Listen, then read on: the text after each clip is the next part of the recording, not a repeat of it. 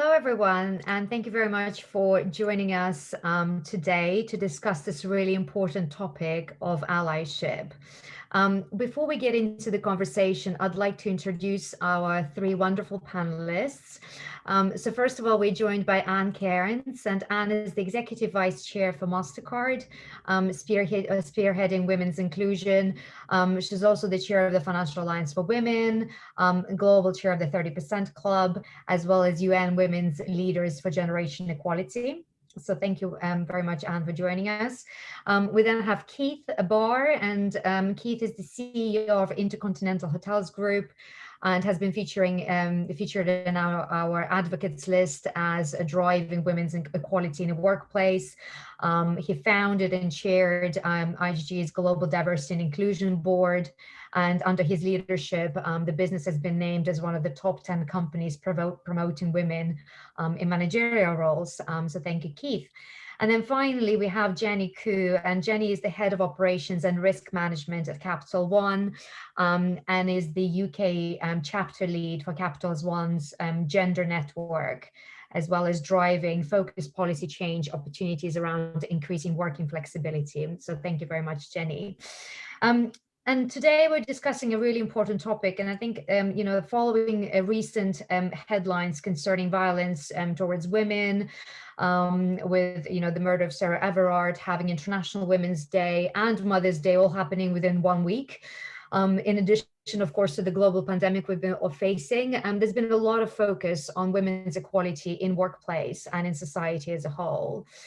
And I think the reason this topic has been so emotive for women is that on a daily basis, we're so conditioned in society to lead our lives differently to men that we don't even think about it, to be honest. So from, what you wear, to what time you leave the house, to how you interact with men, to how you're perceived by your work colleagues, we make daily choices that are different to men. And in addition, the stark statistic of 97% of women experiencing harassment throughout their lives, and the fact that ultimately majority of the time is spent either at work or commuting to and from work, we can't ignore the fact that some of this must be happening at work or surrounding the workplace. There's been all sorts of hashtags in the media around not all men and yes all men, trending across social media, and a lot of people talking about whether men are responsible for driving women's safety. And the truth is, and always has been, that the responsibility for driving change lies with those that have the power and influence to reset the systems. So it's really important that we center the responsibility that men have as allies in supporting women in the workplace and beyond.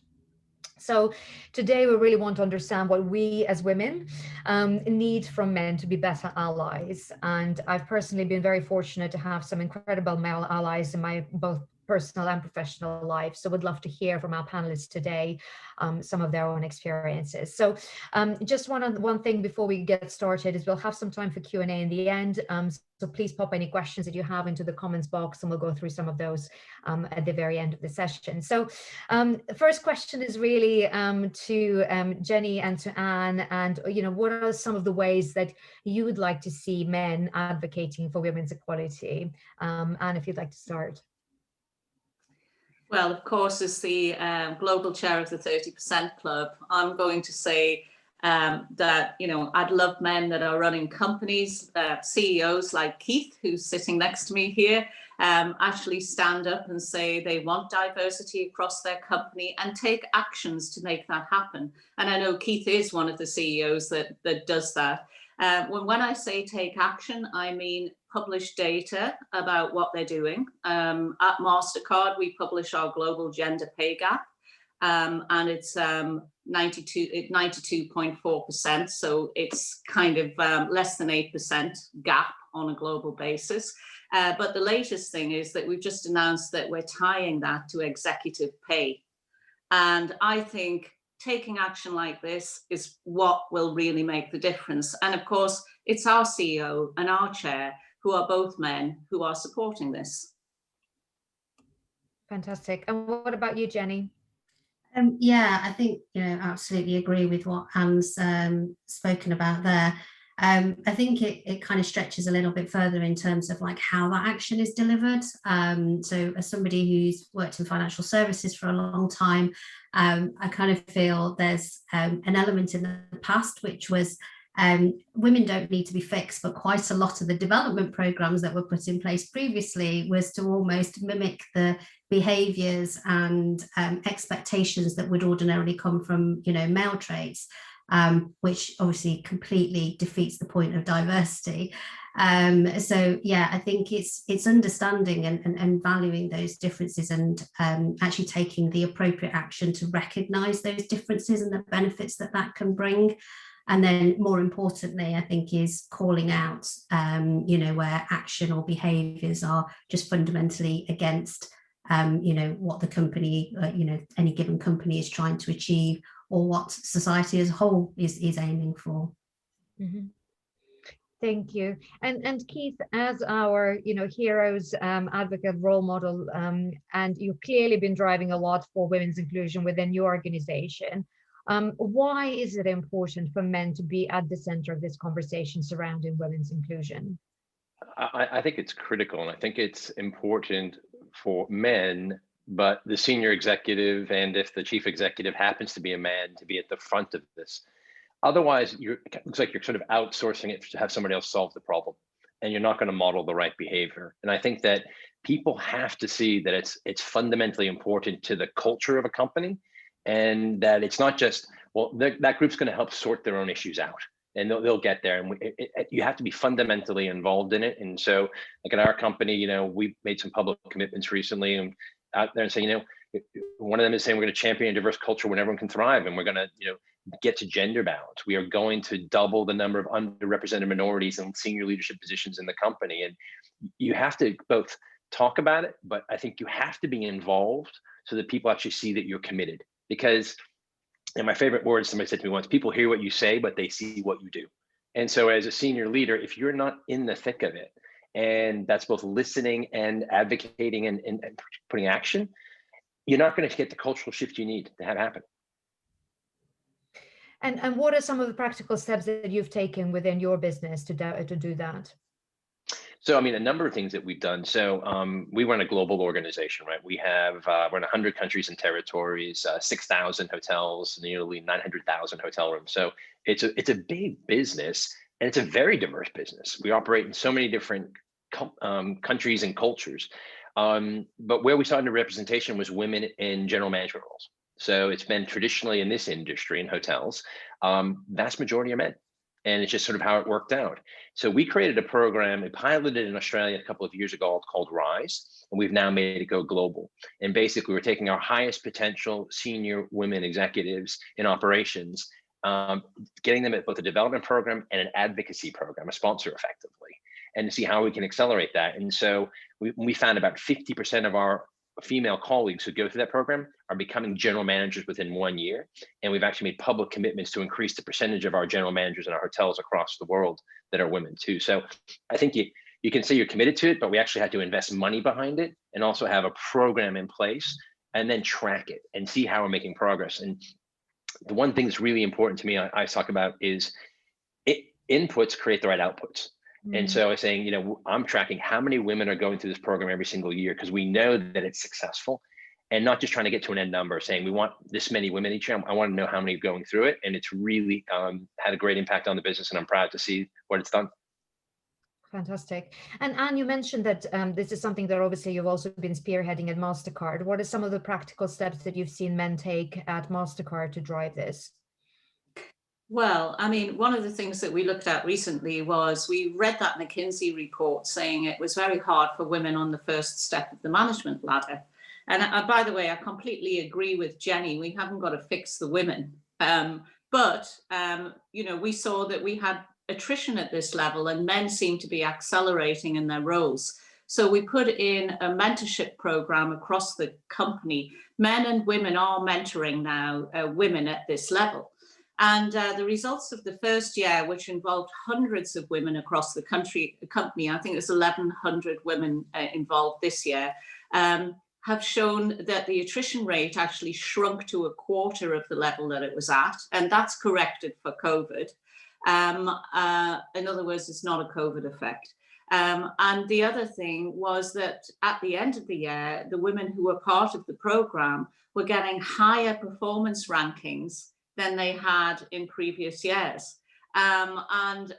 So by that measure, we can see that things are changing. Now, of course, the proof of the pudding is going to be seeing the women get promoted and rise up through the ranks, which will take a little bit longer because of the cycles of these things.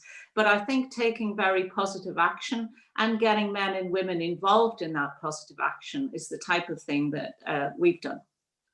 Fantastic. And Jennie, is somebody that really advocates for intersectionality within your role as well. What do you think are some of the ways that we can broaden women's equality initiatives to include, you know, ethnic minority women, LGBT women, women with disabilities, and so on? Yeah, so the way I've always described and positioned this with people is like, I use me as an example all the time. Like, I'm female and I'm clearly Chinese. To ask me to fit into either one or the other, I can't physically choose between those. I am both.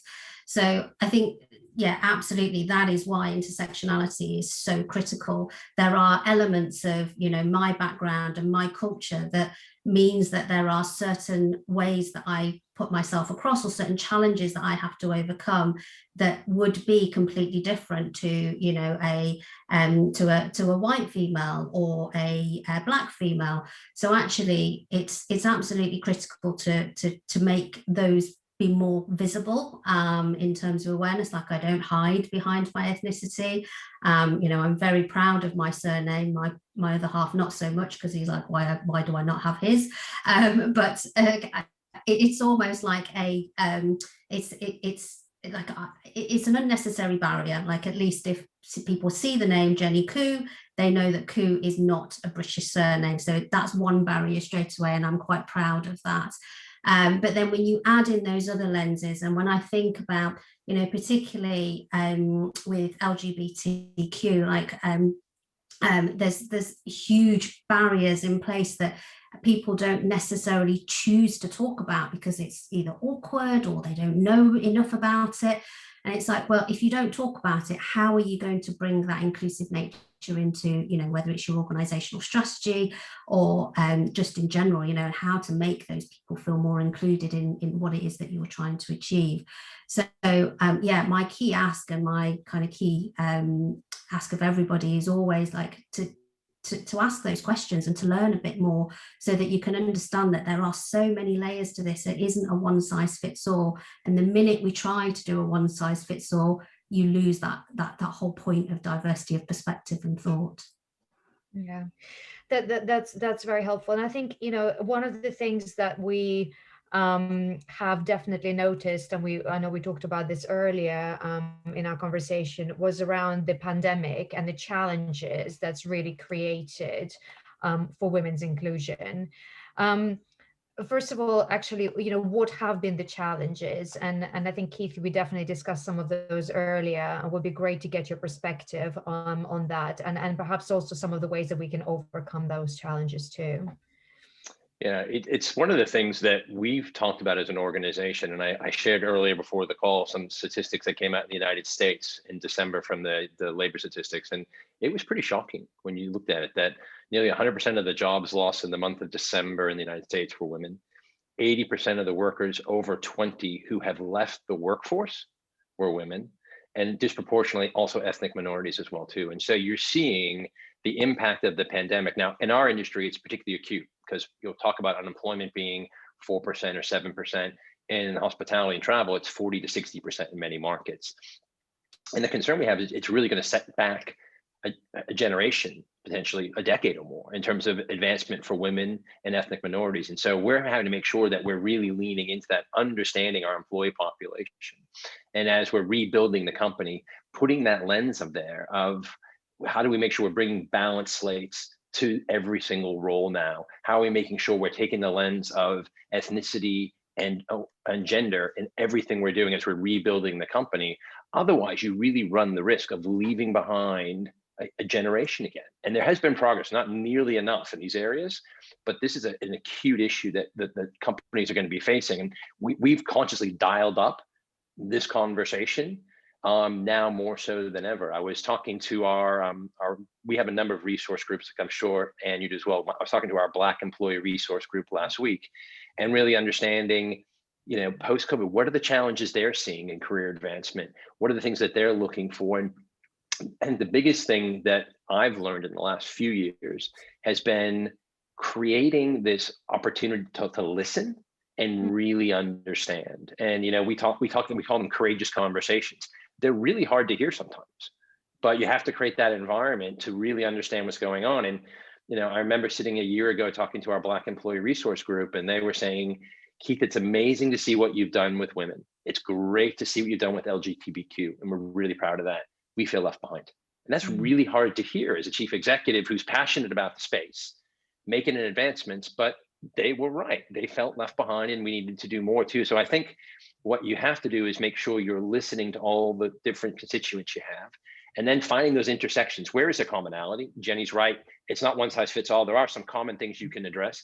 Then there are some different ones, and understanding the issues facing our Asian women population is quite different than facing our Black female population, and understanding those things and how can you address those. Yeah, and I think definitely one of the things that we have seen as well with this pandemic is that ultimately, especially with homeschooling, with all sorts of people working from home and having to majority of labor when it comes to work just generally aligned with women. Women have just been generally disproportionately affected by this situation. And what's been your observation around this? No question about it. I mean, I think McKinsey did a study in America, didn't they? And they asked women, how's it been for you this year? And 1 in 4 of them have said, it's been so horrendous managing my family and my career that, I'm thinking of stepping back from my career. So that's one thing that we've seen. Another piece of data was that King's College London, working with Julia Gillard, had used artificial intelligence to have a look at 150,000 articles that were published on COVID. And they categorized them into 3 categories: political, economic, and STEM. In the political arena, women's voices came through 17% of the time. In economics, 15%, but in STEM, 5%. And, if you take a step back from that, you say that, this is just telling us that women are just not heard. And they're not heard at a time that they're being, disproportionately impacted by COVID.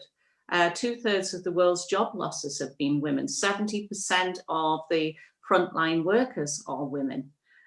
So, this is a really serious issue. And I think, by the way, that the media have to step up and take some responsibility about this. But, other things happen. I mean, I know myself, in my day job, obviously as the vice chair of Mastercard, I can talk about artificial intelligence and payment systems and so on. And yet a lot of the time I get rung up to talk about women because I'm a woman, which is actually fine. And I always say yes. But Keith probably gets rung up more to talk about what's happening in the hospitality industry than this subject. And so we've all got to change. Yeah, and this is something I think we're going to come on to later, because there's obviously been a campaign, the theme for International Women's Day this year, for example, has been the Choose to Challenge campaign, which is basically to challenge perceptions of women, as well as our own biases that could impede women from succeeding. So to your point around, being as a woman, being asked to constantly talk about women and not being seen to be talking about other subjects, I suppose, what do you think is, I suppose, what is one thing that you would like to see change or challenge from a business or a wider societal kind of level with regards to women's equality? Well, I think that firms should be thinking about fielding their women to answer questions on business, technical questions, and so on, and really getting their women's voices out there. Because, you know, who keeps saying, if you can't see it, you can't be it. And, you know, particularly people are looking for role models. People want to see diverse faces in front of them. You know, Jennie's point about I'm Chinese and I'm a woman, but actually, I believe, Jennie, you're in Capital One and you're sort of a risk manager as well, right? That's another feature of who you are. So, you know, we'd like to see you talk about risk management as well. I'm sure you do, but you see the point I'm making. Definitely. What about you, Jennie? What do you think you would like to challenge from that perspective as well? Yeah, I think there's a couple of angles. I think women are also just as bad in terms of like driving forward change, and it kind of drives some of the poor societal I guess perspectives. So if I think about, again, you know, working in financial services, my early days was very much revolving around, you know, you need to dress accordingly, and that meant, you know, a trouser suit, because that's what all the men wore in meetings, and that was coming from, you know, senior female leaders, like, because that's how, you know, that was the development programs at the time, I guess, you know, making alpha females out of everybody. So I think there's a role to play for women in society to kind of challenge those historical perceptions, and to be advocates for each other more as well. You know, nobody is a threat to each other. You know, everybody will succeed in their own right. And it's about making sure that those doors, that whoever opened them for you, are also available for those coming up behind. And then I think you know, the bigger thing that I would love to see more of is less sweeping under the carpet, you know, of behaviours. And I will open up a little bit more about, in terms of, like, prior to joining financial services, I actually qualified to be a primary school teacher. And day one in a placement, I was kneeling down on the floor, knees on floor, on those tiny primary school tables. And a young boy walked past me and basically pinched my bum. When we had to speak to the parent went, oh, well, he's only 6, like that was okay. And it's that kind of behavior that, you know, enforce. I'm not saying that anything, you know, untoward happened towards the end, you know, as that child grew up, but, you know, in my mind, even now as a grown adult, I'm thinking that child probably grew up thinking it was perfectly acceptable, didn't know who I was, but yet the parent endorsed it to say it was okay because he was only 6.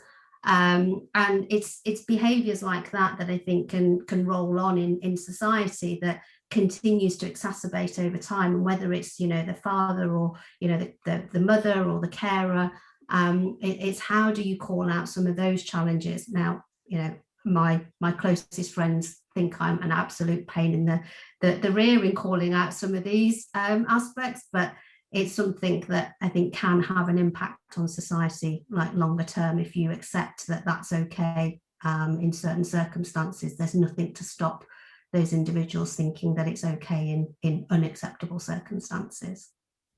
And I think that's a fantastic point. And I think, you know, ultimately, and I think this is where we're saying why I think this is a subject that is so emotive for women, because ultimately all women have to think about those things on a daily basis, how they present themselves, how much makeup, or do they wear makeup, do they not wear makeup, do they wear a dress, do they not wear a dress, what do they do? And I think those are things that actually men don't have to think about on a daily basis. It's just making aware of that, and it I think is super important. Keith, what have you kind of, and I guess it's very interesting because you are working obviously in a hospitality industry, where a lot of your employees are also interfacing with customers, and as well as obviously employees, colleagues, etc. What are some of the issues that you've seen, and what are some of the stereotypes that you would like to challenge as well? Yeah, I might be a little long-winded in this. The thing I want to challenge is rigidity in how we think about career development and progression. And I'll come back to that, because I think we have to acknowledge that the traditional gender role stereotypes still exist for men and women in terms of caregiving. You know, and it's gotten better, but they still are there. And so to say that they're gone is not true. And that has a real impact on women's careers. And I'll give you an example, and then I'll come back to what I mean by rigidity. And I was talking to one of our senior team the other day, and we promoted someone into a role and happened to be a man. And this person said to me, Coach, it's really disappointing to see that, you should have put a woman in that role. And what people don't know is the first two people we wanted to offer the role to were senior executive women who were phenomenally qualified, but whose partners wouldn't make the accommodation in that individual's career because it involved relocation, which is tough. I agree. Relocating is always difficult, but it was frustrating to me because it was the message out there was, well, they promoted another man. I'm like, I wanted to say is I had two amazing executive women who I wanted to put in this, but their partners got in the way. And that was like really frustrating. But then it also made me think of that's going to be a reality for a while. It's going to be a reality in two career families. How can we think about, and these moves we're going to, if I can get this person into that role, then I can see them getting to the executive committee and maybe do my job someday. So it was, and I'm asking, if this reality exists, how can we change the way we think about the rigidity of our career planning? Is there different ways to approach it? Because we've always said, you need to go do this next job. And I'm saying, well, can we just maybe bolt on something to this person to give them some of these experiences and not have them relocate? So what I'm trying to challenge internally now is different ways of thinking about career planning, recognizing that we still need to knock down the traditional societal role issues, but while they still exist, we can't just sit on our hands. And so that's the big thing I'm focusing on now. Mm. And to the point earlier that I think Jennie made around calling out behavior, I mean, how much of that have you actually seen in practice throughout your own career? Yeah, I'll give you an example. When I first came into this chief executive role, and it was brought to my attention, there was an individual who wasn't top management, but in an important management role in one part of the company, who had clearly had inappropriate behavior, without question. And it had been kind of just ignored, and it was sort of, well, we should give them, a warning.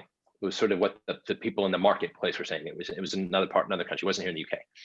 And they kept saying, you can't fire him because he runs such an important part of our business. We're going to lose a lot of, it was making the commercial reason why I shouldn't have this individual terminated. And I turned around and said, I can't not fire this individual because it immediately says what I value. It's more important for me to make more profit out of this business than it is to do the right thing and address this issue. And I said, and it will become public. People will say, that's your brand. And I said, it's just not the right thing to do. So we went ahead and we made a tough call. Interesting enough, we never lost any business. The business continued to be perfectly. And we kept it confidential, but eventually got out there. And people said, you know what? They realized we weren't going to tolerate the behavior. And so fundamentally, you have to do the right thing. You can't put profit before values and ethics, and you have to make sure you're standing up behind it all the time. And so that's, what I believe. I was from the age of 10, I was raised by a single mother, right? So, and I happen to be married and have two daughters. So I'm quite keen in this space too, because I want them to have a different experience. But it's really important that, I said, people hear what you say, but they see what you do. And if you don't challenge something, you're saying it's okay. Yeah. And have you had any, I suppose, what are some of the challenges perhaps you've had within your business to get men involved in the conversation, and I guess perhaps accept some of the programs and targets around women's inclusion and growth? I think it's been two things. One, we've rolled out unconscious bias training across the entire company last year, and we're rolling it out now further into the organization. I think one of the challenges, people don't recognize the unconscious biases they have. And, it's a really interesting thing, because I was talking to one of our senior executives I was coaching the other day after a meeting, because he is one of the most talented individuals I know, highest level of ethics you will ever find. But sometimes when he gives feedback to women, it's a bit like let me explain to you, why that is. It's a bit, no offense, Jennie, school teacher-like in a way. And it comes across a bit condescending, and his intention's not bad. Honestly, he's one of the most caring individuals I know, but I sometimes kind of pull him in. He goes, he has a slight bias of going, he just thinks sort of, I've grown up this way. And so I think that's really critically important. And I also think getting people comfortable to have these conversations. it is difficult sometimes because you're dealing with an issue that it's hard. And so it's having the confidence. And so we're spending more time to help coach our people to have them. But I have to admit, sometimes it's tough, right? Sitting down with the resource group sometimes and just hearing all the issues that they see in their lives and trying to sort through it, going, okay, how do I handle this tough conversation and do it in a constructive way to make sure we're moving things forward too? So, we're trying to do more of that, but I think that's the bigger issue, I believe, and I could be wrong, that, I don't think most men feel strongly that they should continue to keep women not having the opportunities. Sometimes they just don't know how to help, how to be an advocate, how to have a conversation, and how to listen appropriately too. So we have to do more on that side to unlock more of that in the business. What about you, Jennie? I mean, what have you seen within your own company about men supporting women, or being, I suppose, not being blockers, but I suppose trying to get them on board with the conversation around this? Yeah, I'd probably talk more broadly across financial services, actually. So, like, for those of you who don't know, I'm also on the board for a not-for-profit organisation called Women in Banking and Finance. So we work across a number of financial institutions. And I think what has been really prominent over the last few years is that desire that kind of Keith's talking about, that men are stepping forward to be, play a more active role in the allyship space, and wanting to understand more about what it is that they can do to help. And I think for us as individuals and as organizations, providing that space to enable that to happen, and a safe space at that as well, is critical. So utilizing your employee resource groups, or your networks, whatever you call them within any given organization, and making sure that there are no downward consequences or performance consequences off the back of it by speaking the truth, or sharing and airing those concerns or barriers, really starts to help unpick, I think, some of those challenges, and enables action, like tangible actions, to be taken. But yeah, I think the key is actually opening up the opportunity for people to come and step forward and ask those questions. And then on the flip side is obviously, encouraging more men to kind of step up and actually actively listen, as Keith said. And obviously, also being the global chair of the 30% Club, that's been you've been a huge advocate for driving women's inclusion. What have you seen also within your career of, I guess, the successes, but also lessons learned really from that perspective, on how best to get men to support and be allies for women? Well, I can tell you two really interesting stories. The first one is quite short. When I started going for board positions myself, obviously I'd been a senior executive at one of the biggest companies in the world, sitting at C-suite level and so on. And I'd been a banker for over 20 years. And I went for a board interview, and the head of the audit committee was interviewing me, an older chap who had been a CFO of a big company, and he leaned across the table and he said to me, so can you read a P&L then? To which, running 60% of Mastercard and having worked, as I say, as did you laugh back in his face, or what was your reaction? Well, I just said yes, because I think I was quite gobsmacked at the time, but it kind of, brought me back to being a young engineer and being asked, do you know what a valve is? This kind of question, No, do you? So it's quite amazing. I think that still happens. The other thing is, when I took over as the head of international for Mastercard, it's 60% of the company, 200 countries around the world. And I saw that I only had a handful of women running countries. And I thought, well, I want that to change. So I went around the world, I talked to all my hiring managers and my region heads, and I said, I want more women in country management roles. And then for 2 years, absolutely nothing changed. To which I thought, I'm obviously a stellar, successful executive here. So I said to my head of HR, what should we do? And she said, well, I tell you what, let's not tell them who to recruit, but let's just say every country head that's going into position, you want to meet the hiring manager and the region head, and for them to sit down and tell you why they chose that person. Wow, what a difference. I mean, within the first year, we got 10% more women. Very quickly, we moved to 30% women in this post, in these posts, and not easy countries, you know, countries like Venezuela, Nigeria, you know, Ukraine, but, you know, but also Spain, you know, the Nordics, France, and the thing was, it was just that they knew that a senior manager, or the head of the business effectively, was just checking that they were running a fair process and they were choosing the right, you know, the best candidate. So I think you just have to take responsibility and things will change. Yeah, fantastic. And I guess we touched a little bit about the pandemic and I suppose the challenges that it's created, but what are the opportunities? Because, you know, again, what we have seen, you know, is that flexible working, which for years has been very much kind of a bit of a sticking point, and, you know, a bit of a taboo subject for most companies. Are you really working, and what are you really doing? You know, we've clearly seen that, you know, that we're all working probably twice as hard, if anything, from home. So what do you think are the opportunities that the pandemic has created for women and equality?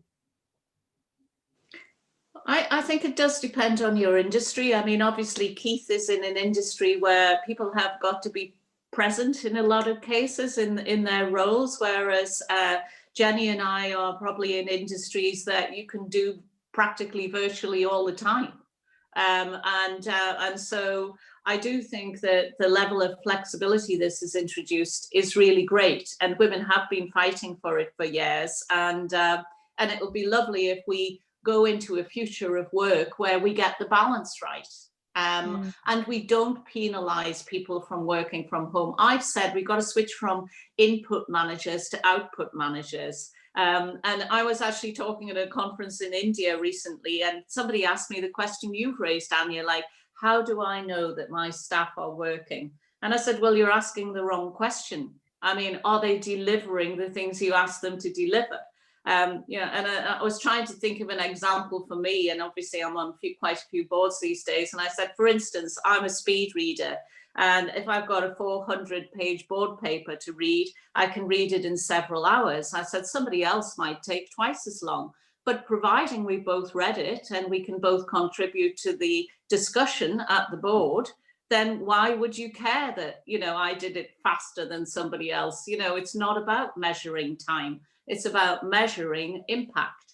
Can't do it, you know, you've got to think about jobs in a completely different way. And I think when we're designing the work environment of the future, we kind of got to start from first principles and not just go back to where we were. Keith, what about you? You felt like you wanted to give your perspective.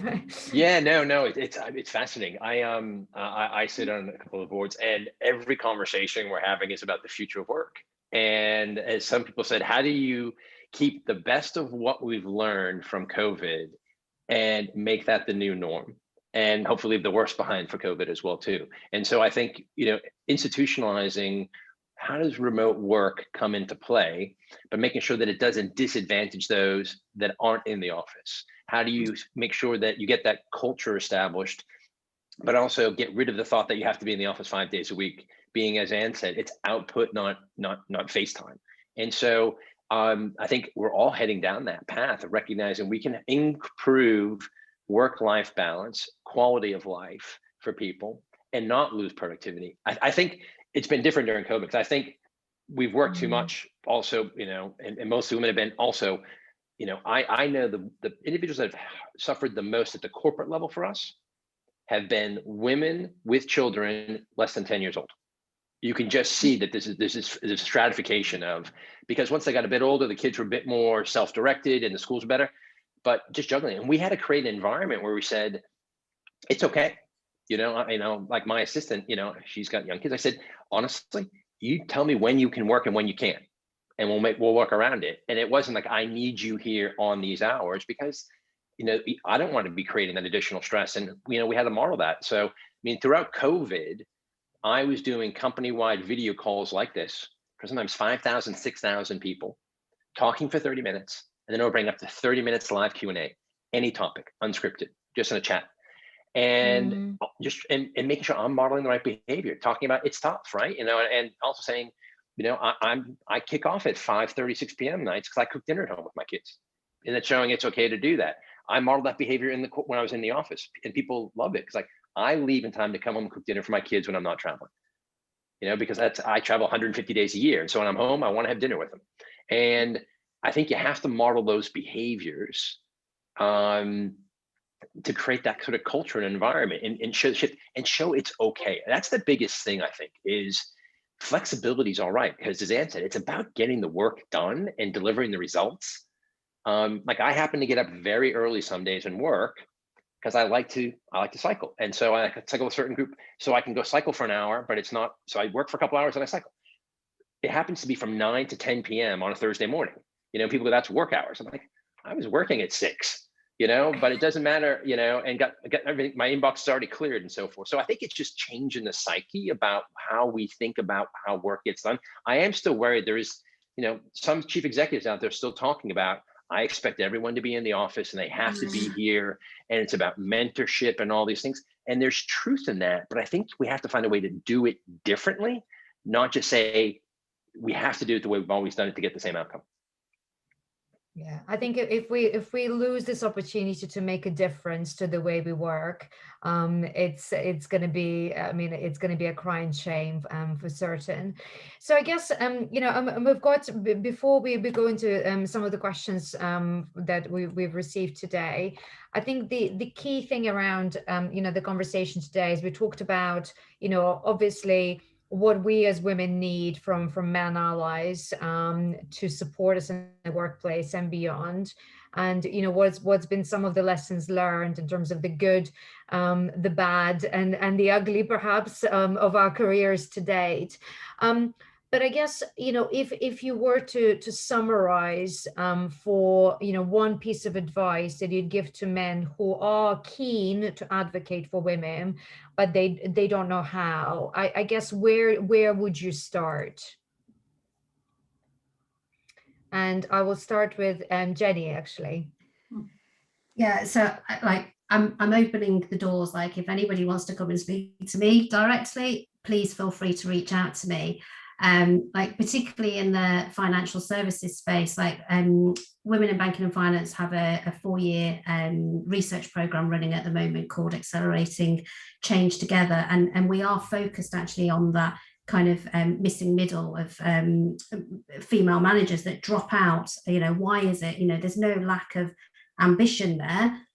It's just the opportunities, and actually getting under the skin of some of that, and the environment that we create in our different industries. Like, have some, go do a bit of research and read it, and then come and have a conversation so that we can actually add a bit of meat to what those research narratives are saying. I think the other piece is, don't be afraid. Like, I will quite happily talk in these kind of sessions. I talk quite openly in my day job, as well as multiple volunteering activities. If I say something that feels like uncomfortable, come and talk to me, because I'd like to make it more comfortable for those individuals so that they can carry on those conversations more broadly. But yeah, I think the key for me is keep talking about it, and the more you step into that uncomfortable position, the more comfortable it becomes. Yeah. What about you, Keith? What would be your piece of advice for men to take away from this? I think it is find someone you trust and just sit down and talk about it. I have been surprised. I have some senior executive women who work with me who I have a very good relationship, who I honestly assumed this wasn't a big issue for, and all of a sudden you talk to them and you open up about how big of an issue it's been in their career, and you just don't understand it. But because there was a level of history and trust there, you can learn in that. It's difficult to just do it broadly, but it was amazing to me of going, I was like, really? And there was enough of a relationship that I could probe it in, as Jen said, in a safe way and understand it and saying, you know, I'll give you Jason example. I was talking to one of our Black colleagues in the US and I said, do I say person of color or do I say African American or do I say Black? And he just laughed and he's like, you're right, it's a very confusing thing. We should talk about it and tell you why it is like that and what you should do. But if I didn't have that relationship with him, I wouldn't have been able to have that conversation easily. And so, because trust, so I say find someone you trust, and just get into this topic and just see what we can learn from it. And actually, that goes nicely to one of the questions that we had from the audience. And actually, I'll just address it to you, Keith, just because we're talking about this subject. I think we had a question from Joe, which said, how can I implement the choose to challenge culture when challenging, I suppose, can make people feel like they're being scolded? So I guess, you know, sometimes, and we do live in a bit of a cancel culture as well in the world, where, you know, you are saying the wrong thing and then actually you're really being reprimanded for it as well. So how do you encourage this while still maintaining, I suppose, integrity of individuals? It's a difficult one, right? Because I think you can soft sell it, and so you actually don't challenge the issue. So you kind of highlight the issue a bit, but you'll never get the change in behavior, right? You can go to the extreme of taking it confrontational, and then you don't get the change in behavior as well. So it is trying to find that I hate to admit, I'm not trying to say compromise here, but it's thoughtfully challenging and engaging someone in a conversation versus, you know, not going head into it and avoiding it, and also not turning into such a, you know, confrontational environment when people go, oh, you know, it's just, that's your issue. And but it takes I have to say, I wish it wasn't that case. I mean, I wish you didn't have to think it through, but I have seen it go at both ends, where I've seen somebody hasn't challenged it and going, you know, you're just going to let that continue to perpetuate if you don't deal with it. And the other end, it was like giving really bad feedback in a performance review, right? You're not going to get the change behind it too. So I'll defer to Anne and Jennie, then they get their views, because they're, you know, see it from a different perspective. And what do you think about this topic?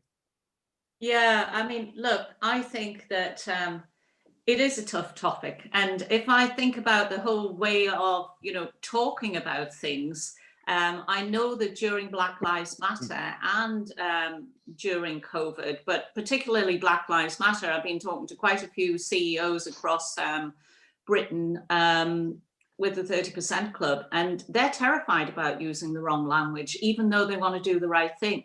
So it is really difficult. I think also, you know, in terms of men who really want to help women and they're not sure, you know, what to do, I think things like, especially senior men, taking their full paternity leave and saying, I'm going to support my family, and the company saying, that's a culturally good thing to do. We want you to do that. I was asked to speak at our office in Japan about diversity and inclusion, challenging. And I actually looked around the room. I could see all of these young guys looking up at me, and I said, "Okay, I'm going to talk about you. You're probably all going to be parents soon, and we want you to take 4 months paid leave, you know, to support your wife and family." And they all kind of went, "What? You know, this is the first thing she says to her." And then, you know, as the conversation went on, it became great, because one guy actually put his hand up and said to me, I want to recruit a woman, but the headhunters in Japan have sent me 67 men for the job I've got advertised. So I said, far be it from me to help you find a woman, which they thought was actually quite funny. And I said, but look, I said, you know, your mother's a woman, your sister's a woman, you went to business school with women, you went to university with women, some of your customers are women. I said, you know, you in your own network know quite a few women. I said, go out and talk to them. And by the way, push back on your headhunter and say, give me a decent slate of people. Of course, that's a natural thing to do. But don't discount, you know, all of the places that you reach that you know women who are good in the corporate world as well. And I think having these kind of very honest conversations between people is really important. Now that's very helpful, and so thank you so much for that. I'm conscious that we are trying to wrap up the conversation, and it's been really, really interesting today. So thank you very much for all your inputs. And I think some of the biggest learnings that I think we've taken away from today is don't be afraid to have the conversation. I think for men, it's important to listen and to really hear. And as you said, just to actually proactively go and listen. Don't assume that your women colleagues might not be having particular issues or experiencing certain biases on day-to-day basis. So listen, and then really put an action plan in place as to what you can do and measure the success as well of that. So I think that's been really helpful. So thank you so much, everyone, for sharing your wonderful experiences today. Thank you, Anne, Keith, and Jennie, for your input as well, and everyone for joining the conversation. Thank you very much, Anja. Thank you very much, Anja, and Jennie. Everyone stay safe and take care. Yes, absolutely. Thank you. Thank you.